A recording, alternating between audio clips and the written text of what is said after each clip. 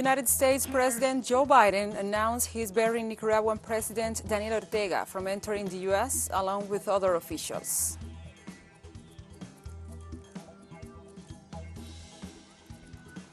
United States care workers marched in front of the Capitol in Washington on Tuesday to urge the Congress members to pass the Build Back Better, a bill that's social welfare spending package worth of $1.85 trillion.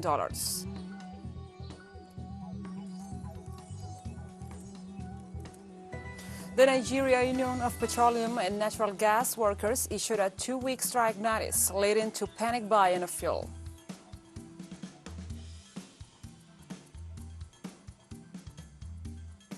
From the headquarters of TeleSUR English in Havana, Cuba, this is From the South. I'm your anchor, Gladys Quesada. These are the news. The United States continues its attacks on Nicaragua. This Tuesday, President Joe Biden announced he's barring Nicaraguan President Daniel Ortega from entering the United States, along with other officials. The move comes a day after the U.S. Treasury Department slapped sanctions on 9 Nicaraguan officials and the public ministry in response to what it calls sham elections. The general elections of November 7th saw the re-election of President Daniel Ortega, as well as another landslide victory in parliament for the Sandinista National Liberation Front. The suspension includes Ortega, Vice President Rosario Murillo, who is also Ortega's wife, and other government members, including elected officials and their staff members. Biden also announced the extension of the national emergency declared with respect to the situation in Nicaragua by the U.S. in 2018. Tuesday also saw Nicaragua's Congress call for the country's withdrawal from the Organization of American States after its General Assembly attacked its electoral process.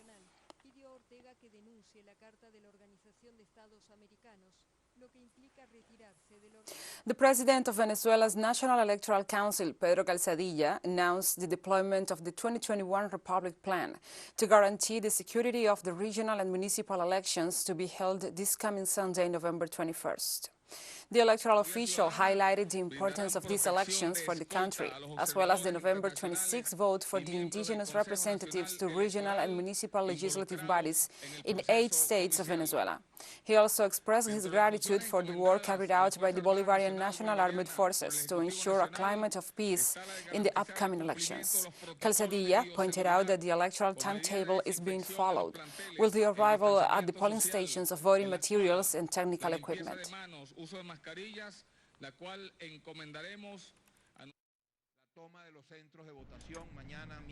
The taking over of polling stations. Tomorrow, Wednesday, 17th, polling stations will receive the material. On Thursday, 18th, the technical staff will receive and take charge of election materials. On Friday, 19th, ballots will be set up as previous step of what will happen on Sunday. And on Sunday, elections will take place. This is a moment already full of an enormous symbolic charge. The deployment, the startup, the deployment of Operation Republic. We see this moment as a starting point, of course, the deployment, but also as a point of arrival. We have arrived at this moment after an arduous journey or arduous working days during 6 months of working preparing what in a few days is coming to materialize.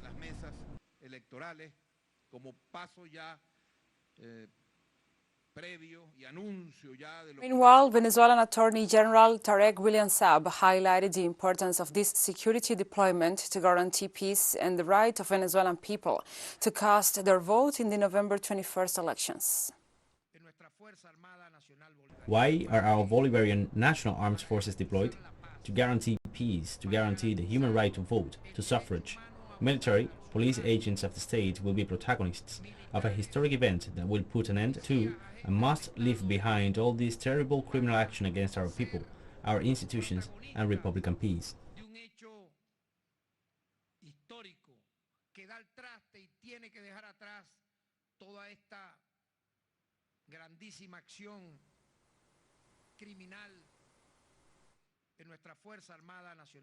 Why are our Bolivarian National Armed Venezuelan Forces... President Nicolás Maduro Moros stressed Tuesday that officials of the U.S. State Department are once again undermining the country's elections, even before they have been held.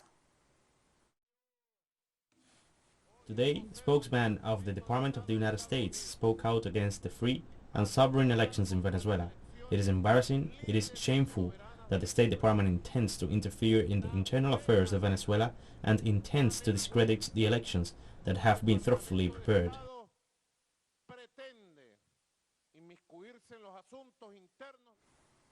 President Maduro also urged the population to get ready to turn out to vote this Sunday. I call on all Venezuelans, men and women, to get ready for early Sunday morning. This coming Sunday, attention to all working men and women, comrades, people who listen to me, compatriots who listen to me. It is this Sunday, 5 days, and the beautiful dawn will come this Sunday.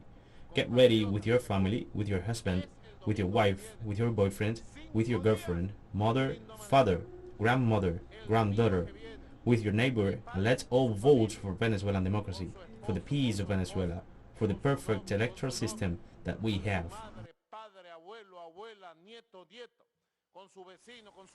Now we move on to other topics. The Bolivian Senate unanimously approved the repeal of the country's money laundering law this Tuesday in the midst of a far-right opposition protest. The Chamber of Deputies of Bolivia approved the bill earlier in the day after more than 6 hours of debate. The ruling movement towards Socialism Party denounced the move, noting it was part of a clear political agenda by groups seeking to destabilize the government, democratically elected by the majority of the Bolivian people. The ruling party also took to the opportunity to recall the 2019 coup against former President Evo Morales. Despite the repeal of the law, right-wing forces say they will continue their demands and the protest against the government.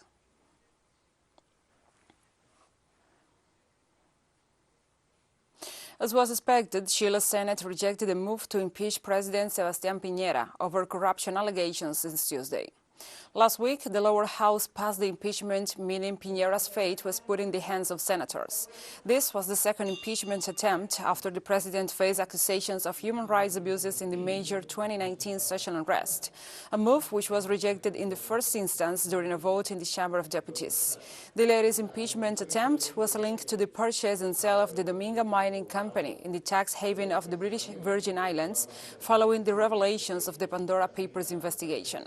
The impeachment was not expected to pass in the Senate, as Piñera enjoys majority support in the upper house.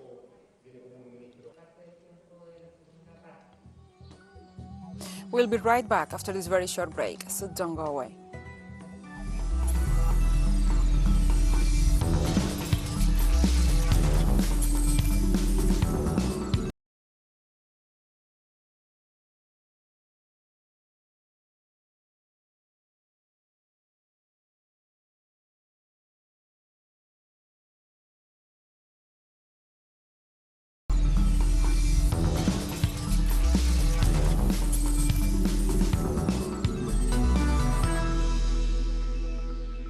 Welcome back to From the South.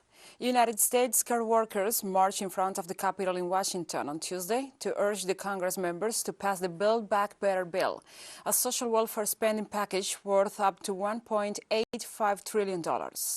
The Care Can't Wait rally was organized and attended by a number of organizations, including the Service Employees International Union, National Domestic Workers Alliance, and the Moms Rising.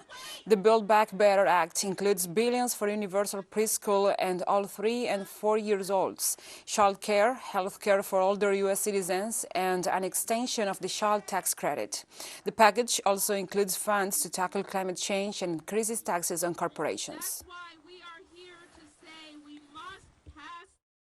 My message to the Congress and Senate, the President, all the leaders is, what are you going to do when you need care? Do you have the money? Do you have the person? Do you have somebody that you're going to have to care for you? Because maybe you're not dealing with it right now, but along the line, you're going to deal with it. And at that time, we have so many people that are doing that now with COVID. They need help and they need care. I didn't think it was important because I didn't fit in that category, but when I found myself having to leave my job and couldn't continue to provide for myself. And Russian Foreign Minister Sergei Lavrov denounced the use of tear gas and water cannons by Polish forces against asylum seekers seeking to enter the EU nation from Belarus. The behavior of the Polish side is absolutely unacceptable.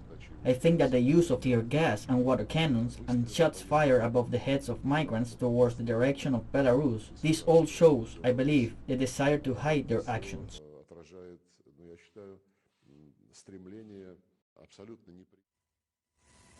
Forces fired tear gas at people trying to cross the border from Belarus on Tuesday.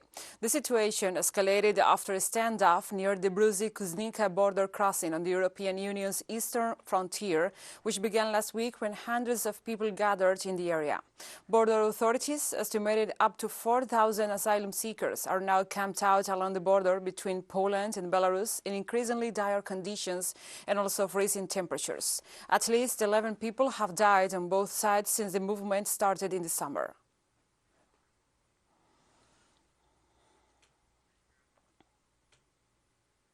The joint meeting of the Syrian-Russian Ministerial Coordination Committees on the return of Syrian refugees began in Damascus this Tuesday. The main purpose of the meeting is to find solutions to the problems hindering the return of Syrians to their homeland. Our correspondent, Hicham Wanos, brings us more details. The joint efforts of Syria and Russia contributed to the return of more than 2 million displaced Syrians, as was noted by the senior political, military and humanitarian officials from both countries at the opening session of the event. They vowed to continue the joint efforts to provide a favorable environment for the return of all Syrian refugees to their homeland. We are providing all the necessary conditions to ensure the return of refugees, which is why hundreds of thousands of refugees returned voluntarily. Also, more than 2 million internally displaced persons returned to their homes, and this is a joint effort we are carrying out with our Russian friends, and a priority effort carried out by the Syrian government under direct instructions of President Bashar al-Assad. Both Damascus and Moscow denounced that the return of refugees, in addition to the refusals of host countries, is a challenge to the Western blockade and the theft of Syria's natural resources by foreign occupation troops. Both sides are pushing for the implementation of joint projects in the fields of reconstruction, trade, economy, and the fight against extremism in order to overcome these difficulties.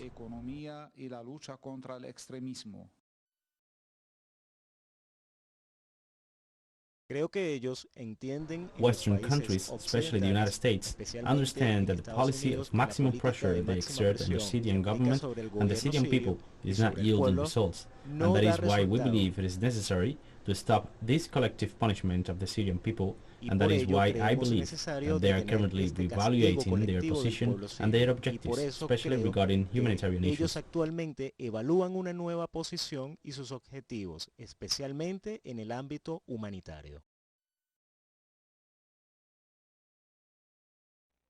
The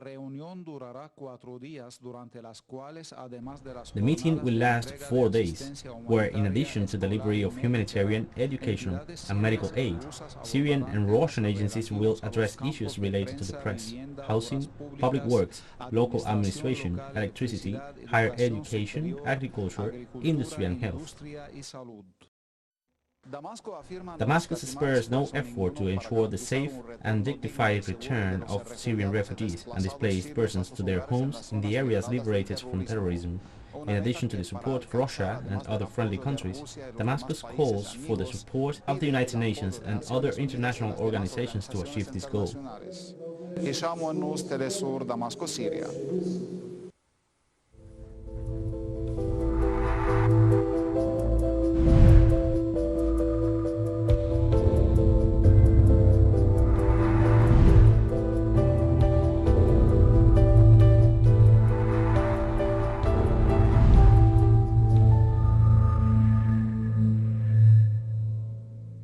Now we address other topics. The latest wave of coronavirus cases in Germany is pushing hospitals in the state of Saxony to their limits. Some patients have been transferred to university hospitals in the wider region, as happened last winter during the severe second wave. As reported on Tuesday by the Leipzig University Hospital, a total of 17 people have been moved to the facilities in September, mainly for intensive care treatment of COVID-19. Patients are mainly transferred when dependent on special heart-lung machines that are only only available in the state capital in Leipzig. According to figures from the Ministry of Social Affairs, more than 300 COVID-19 patients are currently receiving intensive care in Saxony, with wards at around 90% capacity.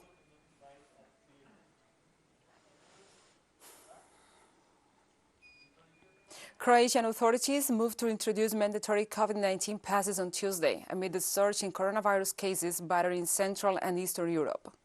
Over the past couple of weeks, Croatia and neighboring Slovenia have been some of the highest rates of new cases per million people in the world, surpassing even the figures they saw during the first wave of the pandemic in the spring of 2020. Local experts said this is due to a number of factors, which include the new, more contagious strains circulating among Croatia's 4 million people, as well as relatively low rates of vaccination due to vaccine skepticism. Starting on Tuesday, certificates in the form of scannable QR codes which confirm that the person has been either vaccinated against COVID-19, has recovered from the disease, or has recently tested negative are required to enter any public or government building.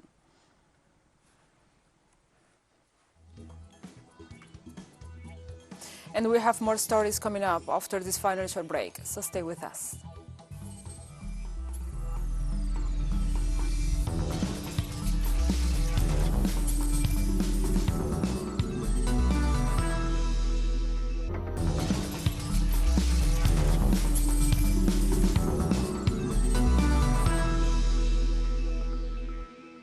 Welcome back to From the South.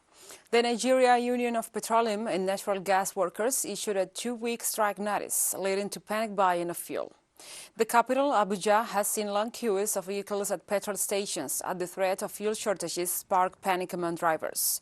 Sector workers have accused various oil companies of unfair labor practices and are demanding that the Labor Ministry resolve the issue. The union said the strike was one of the decisions reached at its special National Delegates Conference. Nigeria is a sub-Saharan Africa's biggest oil producer and a member of the Organization of the Petroleum Exporting Countries.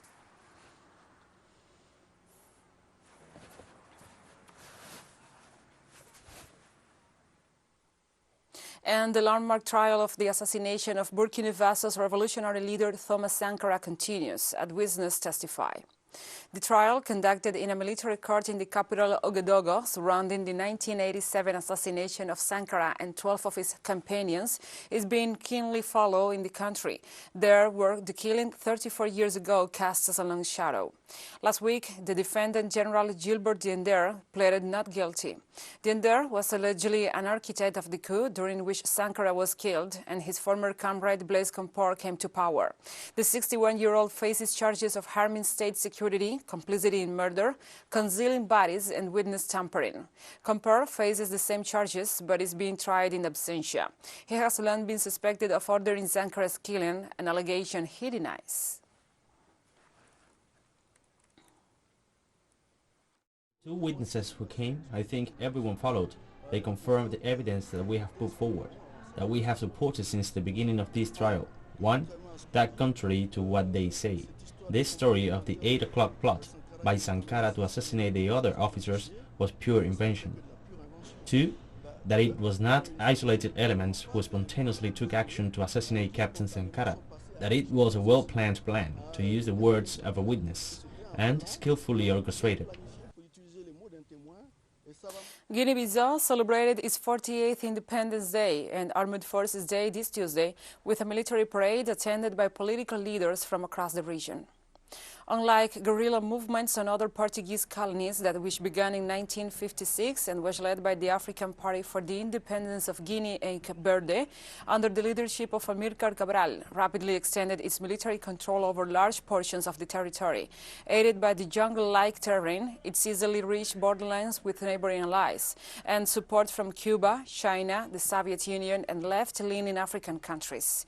Independence from colonial rule was declared in 1973, and recognized in 1974 when the name of its capital, Bissau, was added to the country's name to prevent confusion with the former French colony of Guinea. The country has seen political instability since independence, and only one elected president has successfully served a full 5-year term. The current president is Umaro Sissoco Embalo, who was elected on December 29, 2019.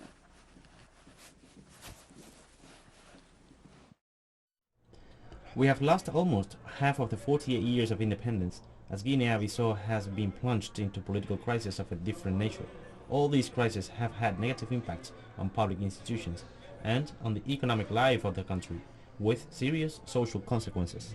It was a long and difficult period that ended shortly after the presidential elections and my inauguration in early 2020. Since then, Guinea-Bissau has been able to fully recover its regal responsibilities in the concert of nations. And South Africa declared 4 days of national mourning after the death of November 11th of its last white president, Frederick de Klerk. The office of President Cyril Ramaphosa announced that national mourning will be observed from Wednesday evening to Sunday evening, and that the national flag will be flown at half-mast as a mark of respect. A private funeral is planned for Sunday, and an official commemoration will also be held at a date yet to be determined. The death of de Klerk has generated mixed reactions in South Africa, with some criticizing the Nobel Peace Prize winner for never having made a full apology for the crimes of the apartheid. He was a leader of a party that was largely discredited in relation to the role that the National Party played in enforcing apartheid. But he had the courage to step away from the path that his party that he led had embarked upon from 1948. And we will remember him for that.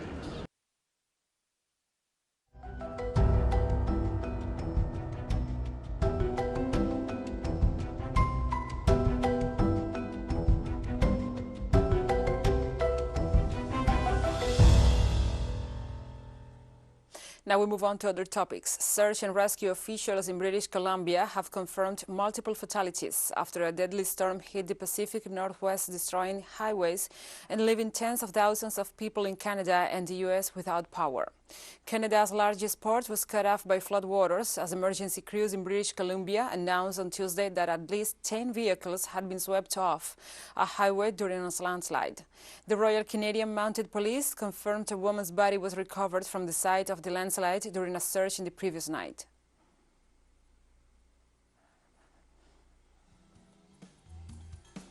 And we have come to the end of this news brief. But remember, you can find these and many other stories on our website at telesurenglish.net. And also, if you feel so inclined, please join us on social media for all the latest news. We are on Facebook, Twitter, Instagram, and Telegram. For TeleSUR English, I'm Gladys Quesada. Thank you for watching.